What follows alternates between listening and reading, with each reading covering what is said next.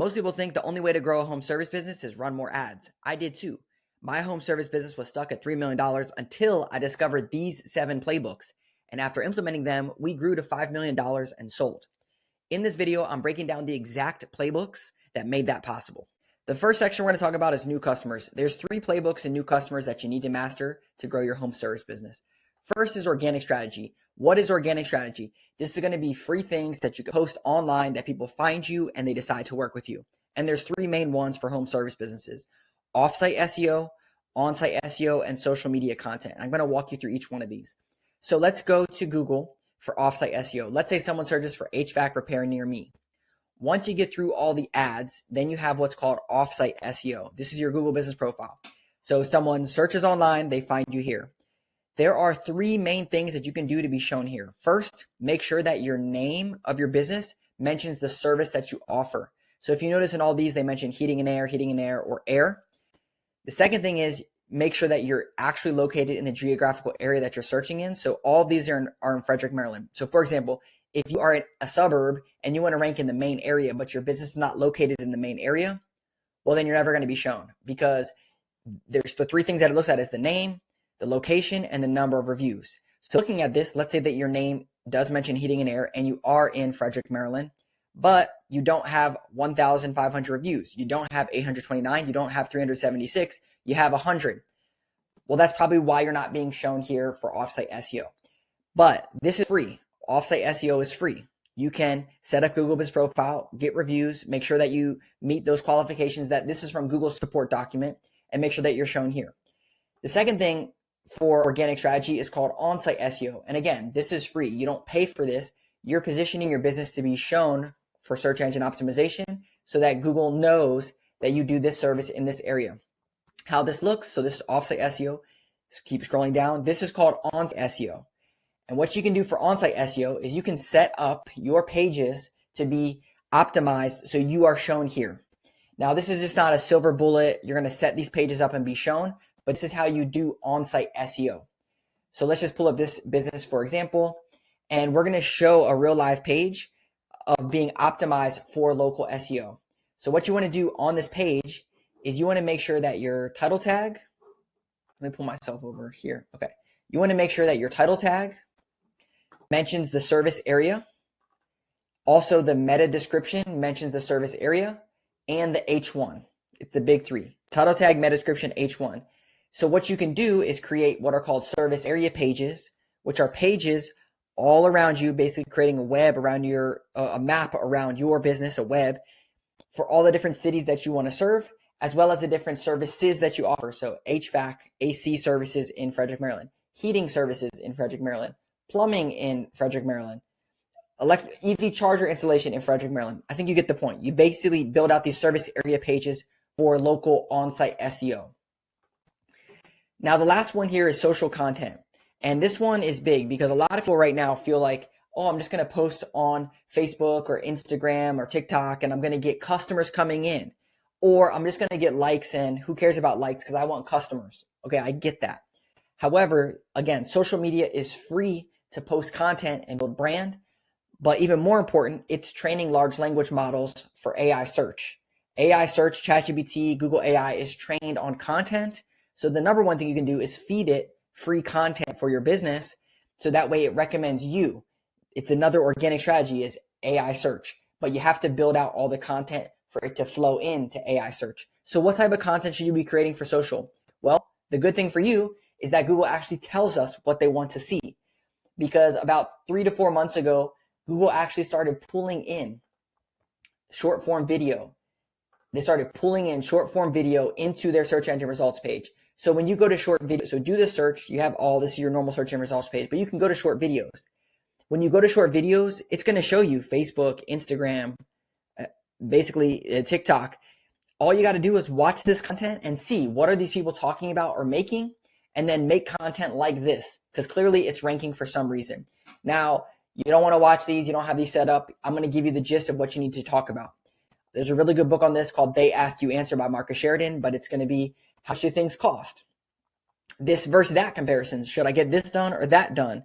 What's the best of? Like rank these things in the top 10. Also reviews. hey, this new product just came out, let me review this as well. So in comparisons, there's a bunch of different content, but that's the gist of the content that you want to be creating. You can also interview your technicians, interview your team. This will go on and on for social content, but this is the organic strategy that most businesses, they might get Google reviews. They might have their offsite SEO, Google Business Profile fine-tuned. They might be doing on-site SEO by building out service area pages, but they're not doing social content, which again, these are all free things that organically would get you customers coming in the door that you need to be firing on all cylinders. The second thing to new customers is paid ads. So you create free things, and then you create paid ads. Paid ads with return on ad spend tracking, very important. And this is the hierarchy that we recommend. And this is based off the interest graph. The interest graph means people are at the bottom, they have high intent, and they are looking for HVAC repair. Where do they go? They go to Google. If the 87% of people are going to Google. So you want to make sure that you are positioned on Google with your ads so that way they find you. And this is what we recommend: Google local service ads, Google search ads, and Yelp in that structure. And the reason is, if we go back to this search, let's go all the way to the top here. Let me zoom up, scroll up.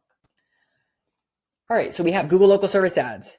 Google local service ads are free to set up. You just pay per lead. So what that means, someone calls this, then clicks this button to call you, it turns into a lead. Now, of course, you have to have reviews. You have to be doing all the stuff. You have to have the right name. You have to have it set up. You have to have the right targeting. But you could set this up yourself or have someone else set it up for you and manage it. At the end of the day, it's pay per lead. So you might not get any leads. You might get leads coming through. But this is the first place that I would max out. Like, we have a client that's spending $20,000 per month on Google LSAs, and they're getting a bunch of leads from it. Their cost per lead is like $50-$60 because they're dominating in their area for ads, Google local service ads in particular. That's how you recommend start here, because you only pay when you get a lead that comes in the door, and they're usually warm leads because it's the first spot that people see on the number one place people go. The second thing is Google search ads. Now, this can be a black hole if you don't have return on ad spend tracking, which is why I qualified it and say paid ads, return on ad spend tracking. What you want to do here is you want to set up keywords, have them go to a landing page on your website. That landing page needs to have a custom tracking form and a phone number so you can track return on ad spend. We made a bunch of content on this, but effectively, you don't want to just spend $2,000 and pray the Google gods and have a gut feeling that you're growing. You need to track it so that you spent $2,000 and you got 20 leads and you made $20,000. So let's do more of that. If you don't have that data, you're just gambling, and you don't want to gamble with your marketing spend or your strategies to grow, which is why this is one of the playbooks you have to master is paid ads. You have to know, if I put this money in, I get this much money out every single month. You got to dial this in to grow your business. And then the last one, Google LSA, Google search ads, is Yelp. I know, I used to work at a home service business. Yelp is a scam. They're annoying. They're calling me all the time. Leave me alone. I get it. They hide my reviews. I get it. Trust me. However, if you notice here, before all of the organic on-site SEO rankings, Yelp is listed above it. So what that means is that people go here. They might not click on ads. They might look here. Then where they go? Right here. They click on the first organic listing, because this is just how some people are programmed, especially older people. Didn't have all these bells and whistles before. They just scroll right here and click on the first thing that they see. And the first thing that they see is Yelp. They go to Yelp and then they get fed Yelp ads. They have no idea. They end up on Yelp. This is why I believe that Yelp ads is a big opportunity for people. We had a client that was spending $9,000 per month on Yelp, generating $117,000 from Yelp because they had a good system. Again, this is why this is a whole playbook that you need to figure out in your business, because this is one of those levers. You do the organic stuff. You do the free stuff right. You get the paid ads dialed in so that way it's working right. Then the next one is warm B2B outreach, getting warm referrals coming into your business. What if you could meet these people before they went to Google, before they went to do their research online, and they could get a referral coming into your business from a complementary service? This is why we talk about building affiliate partners, whether that's through you do roofing, find a gutter cleaning company that can refer you business. You do duct cleaning, find an HVAC contractor that can refer you business. You do HVAC, find a plumber that can refer you business. You need to build out these affiliate partners. The way that we do it, we build a list of referral partners. And let's say that we're working with a HVAC contractor. We'll say, okay, who do you want to work with? And we already know electricians, plumbers, property managers, fill in the blank, everyone basically. But let's just pick one, electrician. So we go to our list builder. We say, hey, build a list of 150 electricians in a 10-mile radius. Get that list. Then we send a cold email out, and the subject line says partnership. Then in the body, we say, hey, came across your website looking for a good electrician to work with. Wanted to see if you'd be open to discuss how we could work together. Just reply to this email or give me a call. Now we're building referral partnerships. And there's other things that we can do to leverage this, but we want to start the conversation to build referral partners, because if you were going to pay $100 a lead, why not pay $100 for a new customer coming in from a plumber? It's better, it's warmer, it's going to be more scalable. It's a great thing. Now let's say, okay, well, I do all these different things. I'm an HVAC contractor and I do plumbing, I do electrical, and I don't want to partner with these people because I can't, give them any leads going the other way. So work with a charity or nonprofit in the local area and do a very similar thing. Reach out to them and say, donations for your charity in the subject line. And then in the body, say, hey, came across your charity and I think you guys are doing really good work. Maybe there's a way that we could work together and get you some more donations from your current database and from my database. Start there. All your people in your database, you could send them an email and say, hey, for this month only, anytime that you sign up for this, we're going to give this to this. And they could do the same thing for their database. Really great way. A lot of people don't build this warm B2B outreach. They meet someone, shake their hand, and then they say, hey, yeah, I'll send you some deals, and they never hear from them again. This is why you need a playbook for this specific thing, because you're going to get leads coming into your business. All right, so this is how you get new customers. These are the first 3 playbooks that you need in your business. You need an organic strategy for free stuff. You need a paid ads strategy with return on ad spend for these things. Then you need a warm B2B outreach strategy that's doing these things so that way you stay top of mind and build relationships in your local community. All of those things we call visibility. So there are 4 ways to get new customers. Post free content, we just talked about. Run paid ads, warm outreach, we talked about these 3.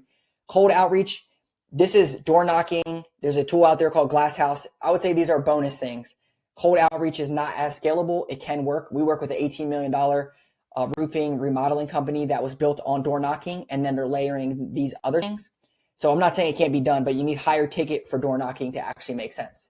So those are the first 3. Next is leads to customers. We call this conversion. So once someone reaches out to your business, they need to convert through your sales funnel.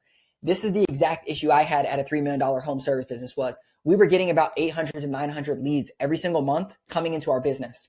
We were only converting those leads into customers at 40%. 40%. The other 60%, we were spending money to get leads coming in, but we weren't converting them. When we implemented a lead nurture sequence, which is playbook number 4, we went from 40% to 61% conversion, 21%. That change in 21% increased our revenue by 51% just by fixing the leaky bucket that we had. Once you fix the leaky bucket, then you can get more customers coming in. You can spend more on ads. You can get more B2B outreach. You can do more free stuff and get more leads coming in. But the lead sequence is essentially this. People are calling your business. People are reaching out to you via web forms.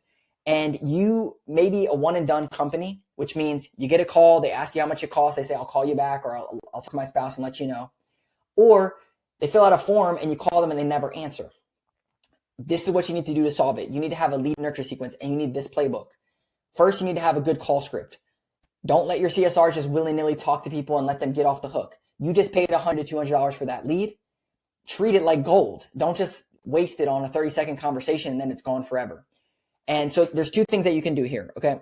Let's say that a lead comes in and you talk to them and they say, I'm going to call you back, or I'm going to talk to my spouse about this. Do not let it die there, okay? You need to have something that you can email them or text them to help them in the decision-making process. So what we did is our company we gave prices over the phone. So we said, hey, how much is it going to cost to do this thing? We would ask a couple qualifying questions and then give them the price, and then try to get them to close on that call. Kind of like a one-night stand type of thing. However, what we did was we shifted that. We said, hey, I'm going to give you an estimate, and I'll give you an estimate before we get off this call. But I also want to send you a formal email so that way you have it for your records. And that way, if you call back in and talk to someone else, we have a record of it on both sides. Does that sound good? Yeah, sure, no problem. Then you ask the qualifying questions. Then you ask the email that you want them to send this formal estimate to. Then you give them the estimate. Now, when you send them that formal estimate, you have a nurture sequence for that estimate. So that way it doesn't die. You have a process, capture the leads information, and then you can follow up with that lead to see if they want to actually close or not. Now, let's say that you call this person and they don't answer. They filled out a form on your website. You call them, they don't answer. This is a different problem. This is truly a lead nurture sequence where you need to be following up with them to see if they still have that problem. So you call them, they don't answer. Ideally, when someone fills out a form on your website, you want to text and email them right away. Then when you call them, if they don't answer, you have a text thread and an email sequence that's open already that you can follow up on. How does this look? Hey, Phil, try to give you a call, didn't hear from you. You still having problems with your gutters? You want to agitate the problem to make sure that they're still having that problem. Don't just say, hey, I'm just checking in. Hey, just following up. Agitate the problem and see if they're still having that problem and if they are still a lead or not. So that's the lead nurture sequence. You need to solve this playbook in your business. And there's two things. You got to get the messaging right and the flow so that way your team knows what to do. And you got to get the tech stack right so that way you know how to use the technology and put things in place to make it connect with your CRM. Your CSR knows what to do. This is really hard for a lot of people because it puts the onus on the business owner to try to figure all this stuff out. All right, the fifth playbook is the estimate nurture sequence. So you got the lead, you went out on the job site, maybe you did a $200 job, but you gave them a bigger estimate for a $2,000 thing or $10,000 thing. Now you need an estimate nurture sequence in place to follow up with your estimates. Huge opportunity here for a lot of businesses. Usually they just say, oh, well, my salesperson is responsible for following up and closing their leads. Cool. What if your salesperson is busy because you're doing all this other stuff and you're getting them a lot of leads, a lot of opportunities, and they can't keep up with it? Or they just call and they say, it's not that great of an opportunity. There's a million different scenarios of the salesperson just being the only estimate nurture sequence, which is why we recommend having one for the business. And that looks like email follow-up, text follow-up, calls, voicemail drops, having your CSRs be a rehash program for your business. When they're not answering phones, they can be calling out on estimate opportunities and trying to close deals. This frees up your salespeople to go out and hunt more. And it also makes sure that you have a backstop. So that way you're not just relying on your salesperson to close. You actually have a system in place so that you get more salespeople and you have an estimate nurture sequence in place. We had a company, they were closing at 42%. We implemented this in their business and they jumped up to 58% in close rate, which was a part of contributing to doubling their revenue just by implementing an estimate nurture sequence. So in your business, you can ask, I sent an estimate, what happens? Who follows up with it? How often do we follow up? We recommend like 14, 21 days. We also recommend having an expiration date on your estimates so that way you can get to a yes or no, not just letting things linger out there willy-nilly. Also, an estimate sits there forever, so you need to make sure that you have some call to actions. You still having problems with this? Hey, have you tabled this, or is now still a good time to talk about this? Hey, we have 30 days. Hey, we have this promo going on. Something to get the ball rolling and get people energized and closing more estimates. All right, so we talked about visibility. We talked about conversions coming through. A lead comes in, this big green arrow is the lead nurture sequence, big green circle, lead nurture sequence. You need to have this so that way you can get to an appointment. Then once you get to the appointment, you need to have an estimate. Now you need an estimate nurture sequence to get to the sale. All right. You're probably hearing all this and like, oh my gosh, that's 5 playbooks. I'm trying to figure out what I should be focused on first or how to implement this stuff in my business. The easiest way for us to break this down for you is to hop on a quick call. You can go to flashconsulting.com and we'll literally walk you through how to do this for your business. If it makes sense to work together, great. And we can execute and help companies grow. We usually work with $1 to $10 million home service business. But worst case, we'll tell you, hey, do this. Here's what you should do based off of using this CRM, based off this tech stack. Here's how you could do this at a low cost amount. Here's how you could do this at a fully integrated, done for you type of system. Regardless, the best way to do it is to hop on a quick call and show you exactly how to do that. And I'll put that link down below. All right. And the last piece of this is what we call repeat business. So you have people that came through your funnel. They learned about you. They came through your funnel. They either turned into a customer or they leaked out of your bucket. But now you need to engage them to bring them back into your funnel. And the 6th playbook is an email marketing game plan. There's 2 parts to this. You need to have a monthly email to your past prospects and customers. And you also need to have one to your B2B partners and referral partners. So the monthly email to past prospects and customers is cross-selling different services, staying top of mind, and making sure that they know that you do these other services. Time and time again, we talk to businesses and they're like, yeah, our bread and butter, 80% of our customers do this. The other 20% of people do this, but we have 10 other services that we do that we want to make sure that people know about. This is why you need an email newsletter. You think that people think that they know that you do this stuff, but they have no idea. This is why you need to cross-sell services inside of your email newsletter to bring people back into the funnel. We had a company that had never sent out an email newsletter ever. And we set one up every single month. So over 12 months, they generated $253,000 from their email newsletter just by cross-selling different services. So it's not rocket science. It's just staying top of mind. One other pro tip to this is create a content calendar with themes to talk about. So the content calendar is every single month in your business, you know what service you should be talking about. And you want to make sure that you're staying top of mind by sending out an email for that content. The other thing is take that monthly newsletter and tweak it a little bit for your B2B partners. So instead of saying, hey, right now you should be getting your fall inspection done, it's like, hey, right now, as you talk to your customers, you should be recommending them to get a fall inspection done, and they can go here and do that. So just tweak it a little bit, and it will land with both people, but it will sound like it's specifically for your referral partners, which is what you want it to happen. So email marketing game plan, I can't stress this enough because we work with companies that get purchased by private equity. Every single time private equity goes in and buys these companies, they just implement this retarget system and they unlock almost double revenue just because a lot of businesses are just focused on getting new customers coming in, trying to convert them through a decent funnel, but they don't have a lead nurture or estimate nurture. It's just kind of like fumbled together. And they're paying cookie cutter marketing companies to try to do SEO and run paid ads, but they don't do any of this other stuff. And this is why it's a honey hole for private equity to buy these companies and implement professional playbooks in their business. So we talked about email marketing, and the last one is text marketing game plan. We recommend doing 2 to 3 text campaigns per year with a direct call to action. So what this sounds like is, let's just take HVAC, fall tune-ups, fall inspections. Hey, Phil, we're going to be in your area next week doing fall tune-ups. You can hop on the schedule here. Hey, Phil, we have a promo going on right now for $10 off any service. We're going to be in your area next week. Do you want us to stop by and take care of anything? Whatever it sounds like, you need to have a quick text message that goes out. Ideally, this is what we did was in our shoulder season, January and February, it's all slow. We had 28 technicians. We needed to keep the job boards full. So what we did was we used that time to hit them hard with our best promo offer that we could. So we go back and look at people that hadn't worked with us for the entire year and say, hey, it looks like it's been over a year that we worked with you. We're going to be in your area next week doing XYZ service, and it looks like you need to get on the schedule. So you can sign up here. Or something else that was more promo driven with money off. Regardless, you need to have a text marketing game plan so that way you stay top of mind.